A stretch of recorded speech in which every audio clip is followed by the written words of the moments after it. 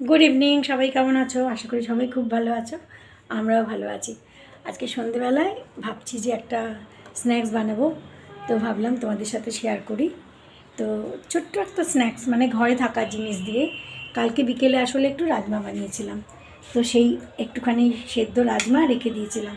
তো আজকে যেহেতু বাবু এখন অফিস থেকে এসছে, তাই ভাবলাম যে একটুখানি ঘরে তৈরি, বাইরে থেকে তৈরি মানে কিনে খাওয়া জিনিস তো রোজই পাওয়া যায়, রোজই খাওয়া যায়, কিন্তু ঘরে কিছু একটা বানিয়ে নেওয়া, সেটা খাওয়া, সেটা তো একটা আলাদাই ব্যাপার।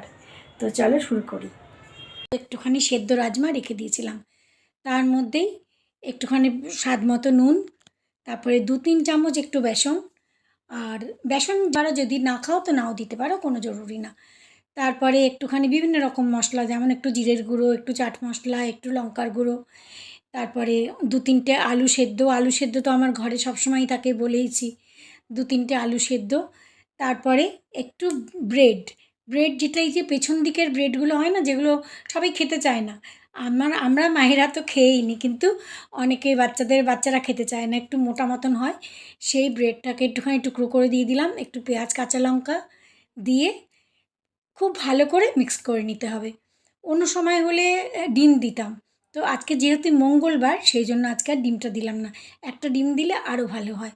আর একটুখানি এই গোলমরিচের পাউডার দিয়ে খুব ভালো করে এটাকে মিক্স করে নেব। মিক্স করতে গেলে একটুখানি টাইট মনে হচ্ছে, তো আমি অল্প একটুখানি জল দিচ্ছি, দিয়ে খুব ভালো করে মিক্স করে তারপরে এটাকে একদম মানে খুব ভালো সব মশলাগুলো খুব ভালো করে মিক্স হয়ে যাবে। ধনেপাতা থাকলে ধনেপাতাও দেওয়া যেতে পারে, আমার কাছে আজকে ধনেপাতা নেই। আর বাবু খুব একটা পছন্দও করে না, সেই জন্য আজকে আমি ওটাকে স্কিপ করলাম। এই মিশ্রণটা তৈরি হয়ে গেছে।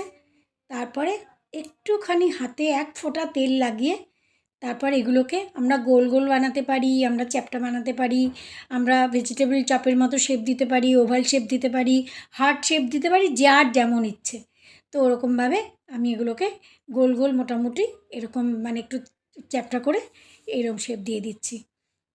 দিয়ে আজকে কিন্তু আমি এটাকে ভাজা করব না, আমি এটাকে আজকে এয়ার ফ্রায়ারে বানাবো। মোটামুটি 5-6টা পিস বানিয়ে নিয়েছি। তারপরে এয়ার ফ্রায়ারে এই যে একটা ভেতরে নেট থাকে না, ওই নেটের ওপরেই এগুলোকে সাজিয়ে দিচ্ছি। সাজিয়ে দিয়ে তারপরে আমি এগুলোর ওপরে একটু তেল ব্রাশ করে দেবো। এয়ার ফ্রায়ারে এগুলো দিয়ে দিয়েছি। এবারে আমি 180 ডিগ্রিতে মোটামুটি ওই 10 মিনিটের জন্য টাইম সেট করে দিচ্ছি।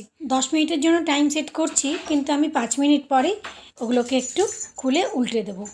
5 মিনিট বাদে উল্টে দিয়েছিলাম, তারপরে আরও 2-3 মিনিট লাগিয়েছি, সেটা আর তোমাদের দেখানো হয়নি। তো এখানে অফ হয়ে গেছে, এই দেখো কত সুন্দর তৈরি হয়েছে। একদম মানে একটু মানে 1 চামচ তেলও বোধহয় হবে না সবগুলোর মধ্যে। এরমভাবে আমি 2টো ব্যাচে বানিয়েছি, খুবই খেতে ভালো হবে আশা করছি। ঘরে থাকা সমস্ত জিনিস মানে ইভিনিং স্ন্যাক্সটা বানালাম, আশা করি তোমাদেরও ভালো লাগবে।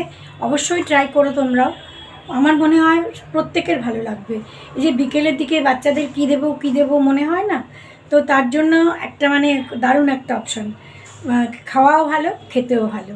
আর সবথেকে বড় কথা, আমি এয়ার ফ্রায়ারে বানিয়েছি, ওটাতে তেলও বেশি লাগেনি। যাই হোক, যদি তোমরা অবশ্যই ট্রাই করো, আর কেমন হলো জানিও। যদি ভালো লাগে তাহলে লাইক কমেন্ট করো প্লিজ। Thank you.